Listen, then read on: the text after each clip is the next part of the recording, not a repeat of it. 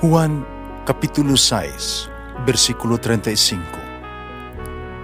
Si Jesus miingon kanila, "Ako mao ang pan nga naghatag sa kinabuhi. Ang muari kanako dili nagayod gutumon, ug ang mutuo kanako dili nagayod uhawon." Ang mga puno Pan sa kinabuhi. maglikon unta sa mong pagtuo ug gagaka kami sa pagtuman sa imong mahal nga kasuguan.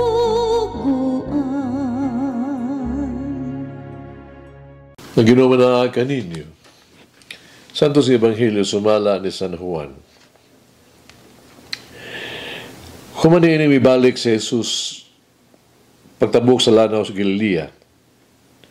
Misunod kaniya ang daghang mga tao kay nakita man nila ang milagro nga iyang pag-ayo sa mga masakiton. Mitunga si Jesus sa usa ka bungtod, milingkod didto uban sa iyang mga tinun-an. Datong higayuna, doon lang ang pangilin sa pagsaylo. Yung may tanaw sa Jesus sa iyang palibot, pagkita niya sa daghang mga tao na nagpaingon kaniya, mingon siya kang Felipe, asa man kita makapalit og igong kabagkaon alang ni ini mga tao. Gisulti niya kini, na pagsulay kang Felipe, parang tinuod mao, nga mahibalo na siya kung unsay iyang buhaton. Si Felipe mitubag, isang kapalit kitag pan, nga bahin, nga balig duha kagatos ka dinaryo, dili pa igo, kay pakaon ni ini mga tawhana. Usa siya mga tinunan, kasi Andres, igsuon ni Simon, Pedro, miingon kang Jesus. Ini batang lalaki dinhi, nga may 5 kapan, nga sibada, o duha ka isda.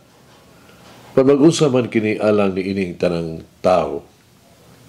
Si Jesus miingon kanila, palingkura ang mga tao, may daghang balili ni adtong dapita. Usa ng lingkod ang mga tao nga may gidaghanon nga mga 5,000. Nagikuha ni Jesus ang pan. Pasalamatan niya ang Diyos. O gyapon-apon niya kini ngadto sa mga tao. Masab kini ang iyang gibuhat sa isda. Silang tanan nagkakaon kutob sa ilang gusto. Nangabusog na silang tanan. Mingon siya sa iyang mga tinunan, hipusan ninyo ang mga salin, harong walay mausik. Usa, gipusan nila ang tanan, o ang mga salin, sa 5 kapan nga sibada, ikaon sa mga tao, nagapunog na pulog duha kabukag. Pagkita sa mga tao sa milagro nga nabuhat na Jesus, mingon sila, sulay duha siya gayod ang propeta nga moanhes kalibutan. Nang matikod si Jesus nga miduol sila kaniya ug kuhaon siya rong pugson nga mahimo silang hari. Kasi mibalik siya nga nagusara ngadto sa kabungturan. Ebanghelyo sa Ginoo. Pasalamati ang Ginoo kay siya maayo. Ang iyang gugma mulungtad hangtod sa kahangturan. Pasalamati ang Diyos sa tanang mga Diyos. Ang iyang gugma malungtaron. Pasalamati ang Ginoo sa mga Ginoo. Ang iyang gugma balungtaron.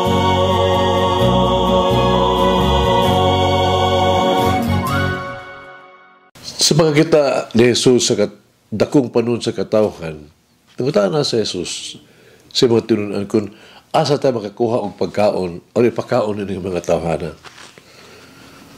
Apan, ang una, nagkabalakan sa iyang mga tinunan, mao, kausaon, kamakinahanglan kini og dakong kantidad sa salapi aron ikapalit og pagkaon alang kanilang tanan. Pinagi sa 5 kapan ug 2 ka isda, no? ang ipaambit sa usa ka batang lalaki, ipakaon ni Jesus ang panon sa katawhan. Ibaw ka kada adlaw, but 5,000 ka mga tao nga nangamatay sa kagutom. Binabana ang mga 8,000 ka milyones ka mga tao sa kalibutan nga nag-antos ka gutom o malnutrisyon. Apan, panginahanglan sa kalibutan alang sa pagkaon o sanitasyon, mukadidad yun og 13 bilyones dolyares. Usa ka makapurat ka ayong numero, kung atong tanawon ang kantidad sa salapi, nagkinahanglan. Kung ito mahimong madala sa papangutana, sa parehas ng pangutana sama sa gibuhat sa mga disipulo, apan alang kay Jesus, ang pangutana kung asa makuha ang pagkaon, dili kung giunsa.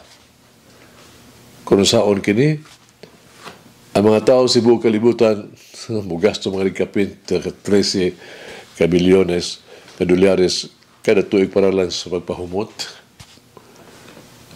Daghang gigutom. Apan, bahinon ang atuang 5 ka pan o 2 ka isda. Bahinon na ito. O mahitabo yun ang mga milagro. Mag-ampo kita, malangit no magagagahong amahan.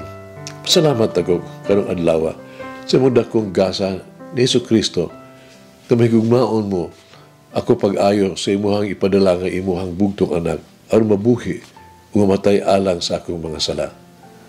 Nagsolo ako sa iyahang mahimayaong pagkabanhaw na nag-angkon sa kadaugan batog sa kamatayon ug sala.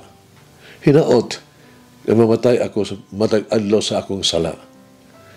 Kung maduol kanimo ug sa imong dalan alang sa ako ang kinabuhi. Ako magpuyo sa hingpit sa kalipay ni Kristo. Pasilo ang ako mga sala, Ginoo. Himo kini sa akong kinabuhi. Amen.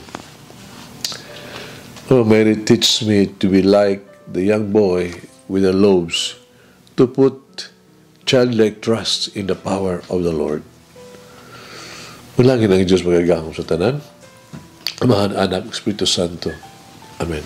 May the Lord of the divine mercy bless us all, heal us from all diseases and suffering.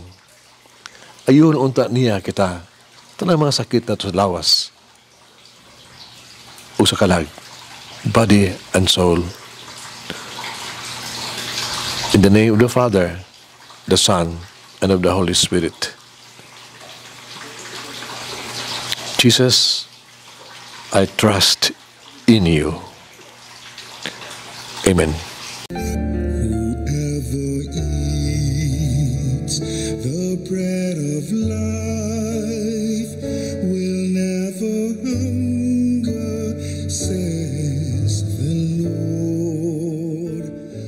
Kay galaan inyong nabati ang pagpaambit ug hamubong pamalandong sa pulong sa Dios, pinaagi sa tulumanon, pan sa kinabuhi, nga gidumala ni Monsignor Daddy Silva. Hangtod na usab sa sunod higayon, daghang salamat. The bread of life.